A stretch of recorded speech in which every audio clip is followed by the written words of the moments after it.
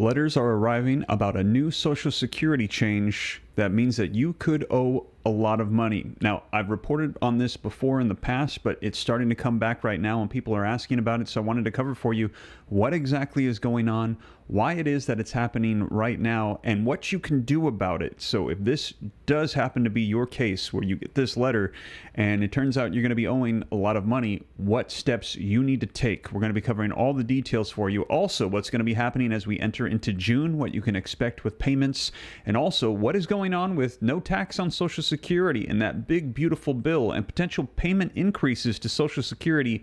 Where do things currently stand? So I'm going to be covering all of the details for you so that way you guys know exactly what is going on. So let's go ahead and get right to it, dive right in, and do me a favor. If you appreciate the updates, don't forget, take a quick second, hit that like button, subscribe to stay up to date. It's totally free. And let's go ahead and take a look at these headlines. So first off here, you can see no Social Security change. New Social Security change means you could owe money. And you can see this coming out today, Saturday, May 24th, 2025. Now, in addition to that, as I mentioned, when are June 2025 Social Security payments going to be coming? I'm going to cover the details for you so that way you can know exactly when checks will be arriving. People like to know just a recap of what is going to be unfolding here. And as I mentioned as well, these are the changes that the Senate Republicans are eyeing for the GOP's big, beautiful bill. As you know, that big, beautiful bill passed in the House of Representatives. It has now moved on to the Senate. We're hearing it's 1,100 pages long, and it is getting bigger. It is changing as we speak. So we're going to see, and I'm going to keep you up to date. A lot of people concerned, what is this going to mean for retirees, for Social Security? What is going to be going on here? So I know there's a lot taking place. I'm going to get you caught up on the latest, make sure you know exactly what is going on step by step. We're going to have these articles, put them on the screen, read right from them. I'm going to have it hyperlinked down in the description so that way you can also click on it here on YouTube and you can go read them for yourself. And again, if you appreciate that, you appreciate the updates, don't forget, take a quick second, hit that like button, subscribe to stay up to date. It's totally free. Why not? I'll be sure to keep you up to speed on everything because, like I said, there's a lot that's going on. Now, in addition to that, something very important I wanted to cover for you guys. If you or a loved one is on Medicare, this is very important. Just on May 1st, the Department of Justice filed a massive fraud complaint against 3 of the largest Medicare brokers in the country. Now, according to the DOJ, these brokers misled seniors, claiming to offer unbiased help while secretly steering them into insurance plans that paid them the highest kickbacks. Not the best plan for you, not the right plan, just the most profitable ones for them. And this is infuriating, but sadly, it's not surprising. That's why today I'm going to be recommending for you Chapter. You can see it on the screen right here. The company was founded because their own parents, the founders of this, were scammed in Medicare, and they have vowed to fix the system. They are fully independent, and they're the only national advisors that search every single Medicare plan available to find the one that is an actual fit for your needs. They advocate for you, not the insurance companies. There's no steering, no pressure, just ethical, honest help at no cost to you. So if you want help with your Medicare, listen, give Chapter a call right now. Their phone number is on the screen, 984-375-0879, or call them after this live stream is done. You're going to be able to talk to a real person who's going to help give you exactly the right plan for you. Chapter has saved the average senior that calls in $1,000 a year, and it's a free resource. That's right. Calling them up, getting information is totally free. And if you have the right plan, they'll just tell you, you've got the best one for you, but they might also be able to say, hey, we can save you $1,000. So there's no reason not to call. Can totally help you out. I'm going to have this number pasted down below as well as on the screen. And again, you can call them at 984-375-0879 because 3 of the biggest brokerages for Medicare have been essentially getting the biggest kickbacks and not doing what is best for seniors. And that's very unfortunate. So we want to raise awareness. And again, this is totally free. So wanted to make sure that you guys were aware of that. But with that being said, let's go ahead and get into this so you know exactly what is going on with the changes, the letters that are being sent out right now, why this is taking place, what you can do about it, and cover all the things. And again, if you appreciate that, hit that like button. Let's go ahead and dive right in. So you can see this article coming out today, new Social Security changes means that you could owe money. Now, this article says major changes are happening right now at the Social Security Administration. For some retirees and beneficiaries, these changes could come with unexpected price tags. And this is the concern of a lot of people. How are you going to tell me that I owe money? What unfolded here? What is going on? What are these unexpected price tags coming against my Social Security? Well, a recent policy update means certain beneficiaries who were overpaid may now find themselves owing money back to the government. Now, in March, the SSA announced that it would reinstate the overpayment recovery rate and withhold 100% of a person's monthly benefits to recover overpayments. And facing criticism, the agency stated in an emergency letter that it adjusted the default withholding to 50% for some recipients. But still, they're willing to claw back massive amounts of your check if you get these letters saying that they overpaid you. A lot of people saying that it was the fault of the Social Security Administration. A lot of times no fault to the recipients, unaware that this is happening, saying, oops, we've been overpaying you. Now we're going to claw it back. In fact, we're going to claw back 100%. Actually, let's change that 50% now. This is the change that has taken place. Now, these updates are a part of a broader effort to overhaul how the SSA handles overpayments, but many Americans are left wondering what it means for them. Here is what you need to know about these new rules and who's most affected and how to prepare. And that is the primary thing here, is that if this hits you, because we're hearing this is happening right now. Now, why is it happening right now? Because of tax season. Now there are updates to your income, and they might be realizing, oh, you might be getting overpaid.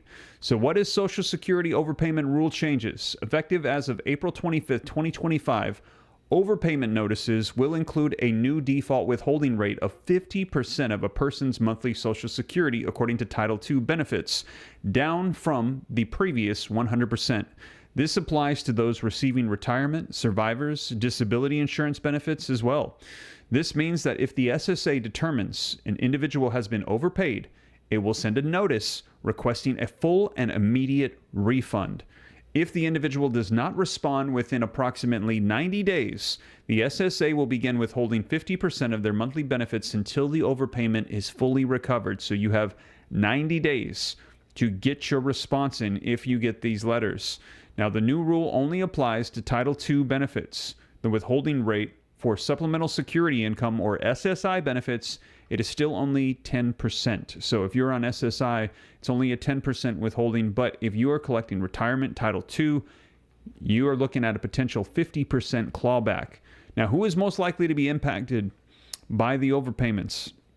Any beneficiary may owe the Social Security Administration money if their monthly benefit checks are more than what they're owed. This can happen for a number of reasons, such as if a beneficiary doesn't report a change in their circumstances to the SSA, if the agency doesn't process information quickly, or has an error in their data, according to CNBC reports. Richard Fiesta, executive director of the Alliance for Retired Americans, explained to CNBC that in most cases, it was not the beneficiary's fault that they were overpaid. And that is the very frustrating part for a lot of people getting these letters. They didn't do anything wrong. They were unaware there was changes that were not made by the SSA. Beneficiaries have the right to request a lower withholding rate, a reconsideration, or a waiver of the overpayment recovery within 90 days. So there you go. If this happens, you need to respond within 90 days right away. Request a reconsideration waiver. An overpayment recovery within 90 days will happen if you do not address this immediately. Of receiving the overpayment notice. If no action is taken, then 50% withholdings will commence after this period if there's no fraud or similar fault until the agency recovers their overpayment. So you need to let them know right away that you received this and see what can be done to stop this massive clawback from unfolding. You can report that there is hardship that's going to be taking place as a result of the clawbacks. Let them know immediately. However, there is no guarantee that payment negotiations will be successful, and the outcomes vary, says Kate Lang, director of the Federal Income Security at Justice and Aging, explaining to CNBC. Beneficiaries can also expect long wait times to make an appointment to visit a Social Security Administration office. So there you have it. Right now we're hearing that this is taking place. These letters are going out, and a lot of these changes we're hearing are coming up right now Why? Because it is tax time. So they're starting to realize there are a lot of changes that are unfolding, and you need to be aware of it. Now, in addition to that, people are wanting to know, what can we expect for June payments coming in 2025? Well, I'm going to go ahead and cover this for you in a little bit of detail, and then we're going to be talking about that big, beautiful bill, what's going on with that in Congress and with Social Security. So here is an article that came out just a couple days ago. When are the June 2025 Social Security payments going to be coming out? Well, this article says Social Security payments will be made through June, but exactly when will you get yours? Here's why it matters. Every month, the Social Security Administration pays out retirement, survivors, and disability benefits to more than 70 million Americans. Now, when will they be paid out? Because of the huge number of recipients, not every claimant gets their money on the same dates of each month, with most being paid according to their birth dates. So it's going to be the same time, just covering this because I know a lot of people like to know the exact dates they're going to be coming out, and SSI. Now, those of you that have been claiming since before May of 1997 or that collect SSI checks are paid differently. SSI is a federal government benefit that provides monthly payments to adults and children with a disability or blindness and to adults age 65 and older. So here are the payment dates. In June, benefits will be paid on the following dates. Tuesday, June the 3rd, you will get your payment, retired benefits for those who have been collecting checks since before May 1997 and retirees who also collect SSI benefits. Wednesday, June 11th, retirement, spousal, or survivor benefits for those born between the 1st and the 10th of the calendar month. Wednesday, June 18th, benefits for those born between the 11th and the 20th. And Wednesday, June 25th, benefits for those whose birthdays are between the 21st and the 31st. Anyone who hasn't received their payments on the expected dates should allow 3 working days before contacting the Social Security Administration. Saturdays, Sundays, and public holidays are not working days for the SSA. So there you have it, you guys. And I know that this is just a recap for most people, but a lot of people request to know what is going to be happening.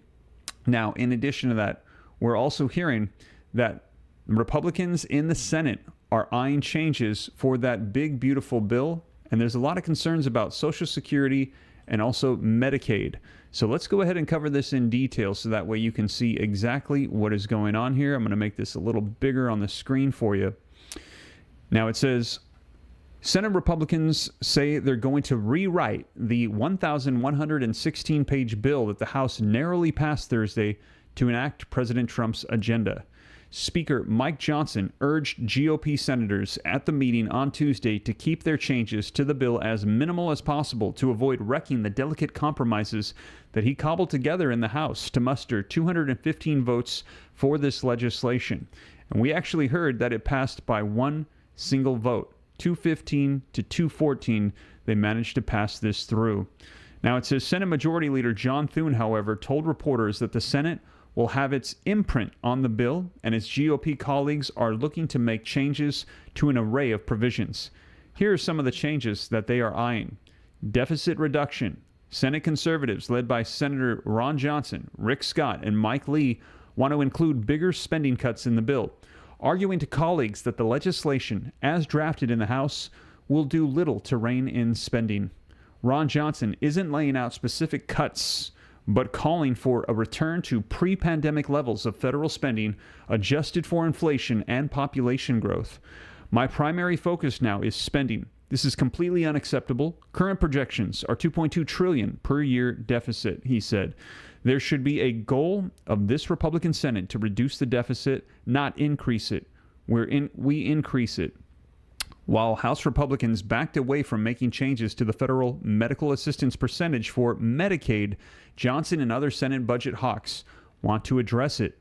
Scott, a close ally of Trump, is calling for a complete repeal of the renewable energy incentives created under then-President Biden in the Inflation Reduction Act. We should completely eliminate the Green New Deal, he said. Lee is looking at the federal benefits going to immigrants lacking permanent legal status, which he said have not been completely zeroed out in the House bill. Now, Medicaid, and let me know in the comments, is this something that impacts you? If so, put yes. If no, put no. But there is a lot going on with this right now. Let's go ahead and cover some of the details with this big, beautiful bill and what we could be seeing here. Now, Senator Josh Hawley, Susan Collins, Lisa Murkowski, and Jerry Moran are threatening to oppose Medicaid reform that would cut benefits. And they are taking a close look at limits in the bill on states' ability to use healthcare provider taxes to collect more federal Medicaid funding.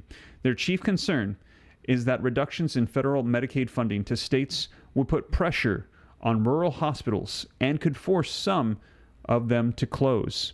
Now, we're still trying to figure out what the provider tax reforms are, but I'm very worried about our rural hospitals in Maine, Collins told The Hill on Wednesday. Now, another area of concern is language in the House bill requiring people earning between 100% and 138% of the federal poverty level to pay up to $35 per medical service. Now, Hawley says that would mean beneficiaries pay more. These are working people in particular who are going to have to pay more, he said. Now, but other Republicans want to expand the Medicaid reforms to further reduce the program's costs over the next decade. Some senators want to further restrict the ability to Medicaid coverage to able-bodied adults. Medicaid ought to go back and do what it was set up to do. It was set up to take care of poor children and the chronically ill, and that's what the focus should be, Scott said, noting that Florida didn't expand Medicaid coverage under the Affordable Care Act. Now, also, green energy incentives. Senate Republicans may want to loosen the tough stance the House bill takes on climate-friendly tax credits. In 2022, the Democratic Inflation Reduction Act included billions of dollars in tax credits that supercharged investments in low-carbon energy technologies, including wind and solar.